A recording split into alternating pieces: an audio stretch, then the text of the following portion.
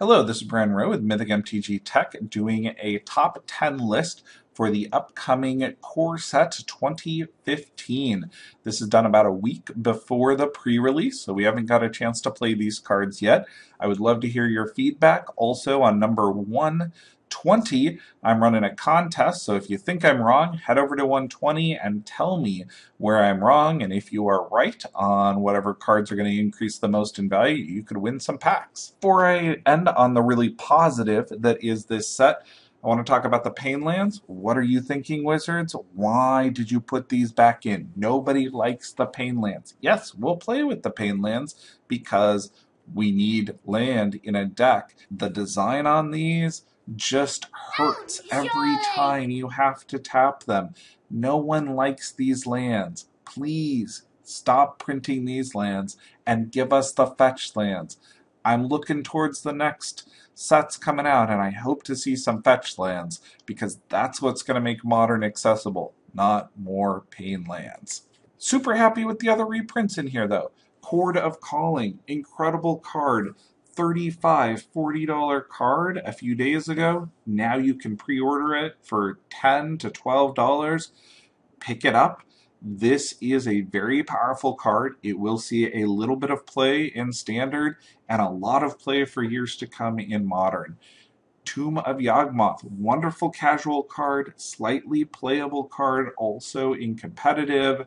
Now is going to be the time to pick it up. It's going to be very reasonable for several months here. But once we get on to M16, then their prices will just continue to go up. I would also check out Phyrexian Revokers, particularly foil ones.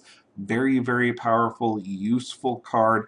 Playable in Legacy, playable in Modern. They're going to be dirt cheap for several months.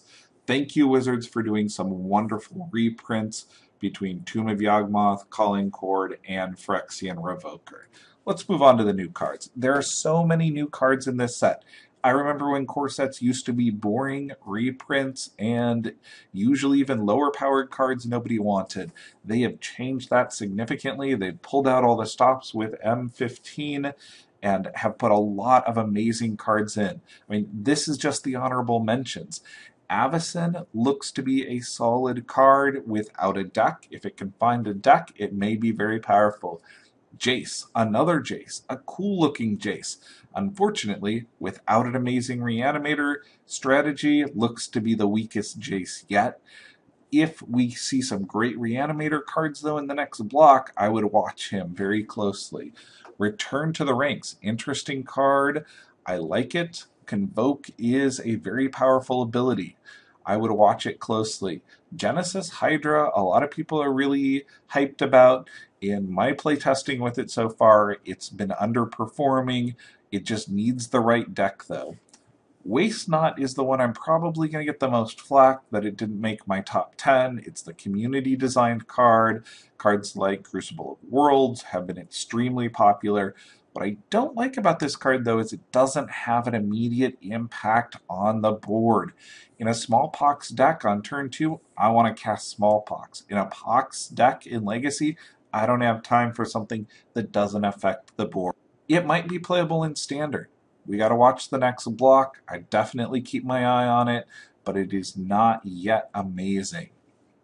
The Polymorphist also has a lot of potential, but is high casting cost. I think it's going to be a fun EDH card. There's a wonderful new Ajani, great looking Planeswalker in here, but the Planeswalker does not have the ability to defend himself. At 4 casting costs, I want the ability to defend myself. And the Chain Veil, this has got to be the one that I've gotten the most comments on about people being really excited. I definitely see it as a fun, casual card. The ability to double use Planeswalkers is pretty incredible. Garruk. There's a 7 casting cost Planeswalker. The last time we saw a 7 casting cost Planeswalker, it was Karn Liberated. He is amazing. Garruk is not as strong as Karn, doesn't go in as many different decks, but has 3 ways to defend himself. He can defend himself against other planeswalkers by blowing them up. He can put a 3/3 beast into play, and he can destroy creatures while gaining life. This guy is incredible. He's going to be the top of the curve for ramp. Yes, he's a little bit high priced right now. I would wait a few weeks to pick him up, but I would pick him up, especially if you want to play a deck that ramps into him. He's a very nice win condition at the top end of the curve. The number 9 spot here, I've got a guy that I'm going out on a limb for. This captain has first strike. He's a 2/2 for 3, but he lets you bring a soldier into play tapped and attacking when he attacks. This is a great triggered ability, and there's some great soldiers out there. I would love to attack with him and bring a Brimaz into play. Or maybe even in Modern, bring Thalia or Ranger of Eos into play. Or even Loxodon Smiter is a soldier.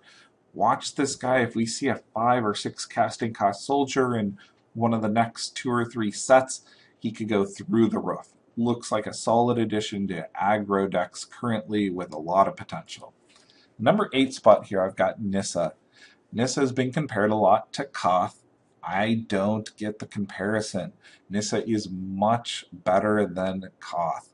Why? Because she is green, and because the 4/4s that she creates stick around. They stay. She can defend herself. You can ramp into her. If you've got an extra untapped forest, you've got a defender for her. You can also continue to cast things out that same turn. I think she's going to be a great planeswalker in a green-black or green-white ramp deck. I look forward to playing with her in EDH and in Standard. The number 7 spot here, I've got Reclamation Sage. This guy's going to be a house. There's lots of enchantments and lots of artifacts that are waiting to be destroyed, and a 2/1 is a large enough body to do some serious damage. I would be main decking these after the rotation. There are so many enchantments and artifacts to destroy, it's well worth it. The number 6 spot here, I've got Chief Engineer. Now, this card isn't going to be worth much at all until someone like Travis Wu or Brad Nelson comes along and breaks it. Giving artifacts Convoke means that you could get them out very quickly. And this set, as you'll see in number 5 here, is filled with great artifacts. The Perilous Vault here, really nice board wipe that could be played in any color. Casual favorite, definitely. Might even be playable in competitive Standard, depending on how fast the decks are. Scuttling Doom Engine. I love the name of this card. It can't be stopped by those little Elspeth tokens. It's a 6/6, and when it dies, it deals 6 damage to target opponent. This is a great way to end games. Yeah, it doesn't combo so well with the Vault, because it actually has to go to the graveyard, but it is a threat that they must deal with, and they must find a way to deal with it that isn't killing it. The number 4 spot here, I've got Slivers. Slivers are very close to being modern playable. A few multicolored slivers and we're going to be there. Right now, slivers are going to be really inexpensive to pick up. I would definitely pick up the Hivelord, the Sliver Hive, the Diffusion slivers, and Leeching slivers, because if these become tournament playable, the sky is the limit. Even if they don't become tournament playable, they'll be very popular casual cards. Now is the time to grab them. The number 3 spot here, I've got Heliod's Pilgrim. Yes, I know that Unflinching Courage is rotating out along with many of the hexproof auras. Watch the next set, see what auras are there. This is the type of card that will enable an aura deck to do incredible things. A tutor that puts it directly into hand is amazing, especially since it's a body that you can put that aura on. The only thing I don't like about this card is that it doesn't allow you to search for bestow creatures. I wish it let you go grab bestow creatures, and then it would just be nuts and would be number 1 on this list. The number 2 spot here, I've got the souls. There's 2 of the souls that I'm watching very closely, the Soul of Zendikar and the Soul of New Phyrexia. No, these aren't the powerhouse titans, or they would be number 1, but In a slower standard, these could do a lot of work. The Soul of Zendikar is here more because of the power of green and ramp, and this is something to do with that mana. Soul of New Phyrexia, though, may find its way into several different decks. The ability can be used from the graveyard also. This could be great in that artifact ramp deck that I was talking about earlier with Convoke and Blue. It could also be very good in other ramp strategies just to stop board wipes. I really like these new souls. They're not overpowered. They're the type of power that you want to see at a 6 casting cost, both as a casual player and maybe even at the top of the curve in a competitive deck. The number 1 spot here, I've got a hate bear. The Hushwing Griff. Incredible card. Flash, flying, and it hates on Snapcaster Mage, Craterhoof Behemoth. Just incredible cards. This is what White really wants in order to control the game. Death and Taxes is going to be very happy to have this card. I can see this also played in a green-white aggressive modern deck. Really, really strong, wonderful card. It hates on some of the combo decks that are out there also, including Kiki Jiki. This is the design that makes a white fair deck competitive in modern and legacy. Really happy with this guy. Pick him up in foil now before he shoots through the roof in price. If you disagree with me, head over to 120, take a look at the video, and enter the contest. Tell me what the top cards are going to be before the pre-release. You've got to enter before the pre-release to have a chance.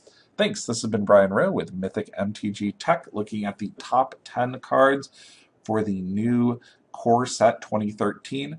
Thank you, everybody out there who's been supporting the channel. I greatly appreciate it. If you want to support the channel, head on over to Patreon. I'd love to have you there.